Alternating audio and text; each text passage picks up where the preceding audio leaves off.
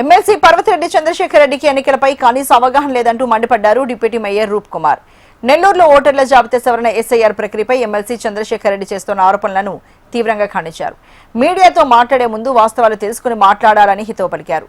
June 15 నుంచి July 14 వరకు జరుగుతున్న ఈ ప్రక్రియలో ఓట్ల తొలగింపు కానీ చేర్పు కానీ ఉండదని, కేవలం ఓటర్ల వివరాల సేకరణ, డిజిటలైజేషన్ మాత్రమే జరుగుతుందని స్పష్టం చేశారు. అలాగే మంత్రి నారాయణపై చేస్తున్న ఇసుక అక్రమాల ఆరోపణలు అబద్దమని, మంత్రి నారాయణ విజన్ ప్రజలకు తెలుసుకున్నారని అన్నారు.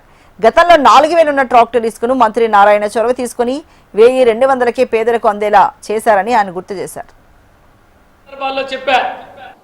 పాపం చంద్రశేఖర్ రెడ్డి గారికి రాజకీయ అనుభవం తక్కువ అని మరొకసారి నిరూపితమైంది.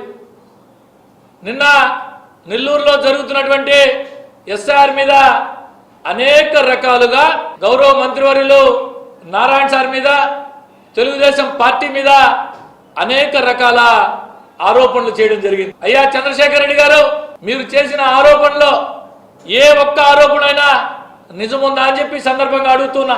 తెలుగుదేశం పార్టీ బిఎల్ఎల్ దగ్గరే ఫారాలన్నీ ఉన్నాయి, ఫారాలు ఓటర్లకు అందట్లేదు.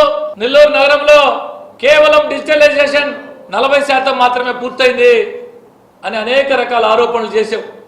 ఈ సందర్భంగా సూటిగా చంద్రశేఖర్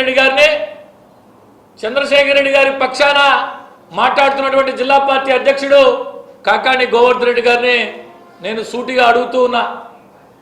ఎక్కడైనా ఏ ఒక్క ఓటర్ అయినా, ఏ ఒక్క వైఎస్ఆర్ కాంగ్రెస్ పార్టీ నాయకుడు కానీ, కార్యకర్త కానీ, సానుభూతిపరుడు కానీ నాకు ఎన్యూమరేషన్ ఫారం అందలేదు అని ఏ ఒక్కడైనా వచ్చి చెప్పాడా అని అడుగుతున్నా. ఏదైతే ఎస్ఆర్ ప్రక్రియ జూన్ 15వ తారీఖున మొదలై జూలై 14వ తారీఖు దాకా ఉంటుందని ఇది అందరికీ తెలిసిన సత్యం.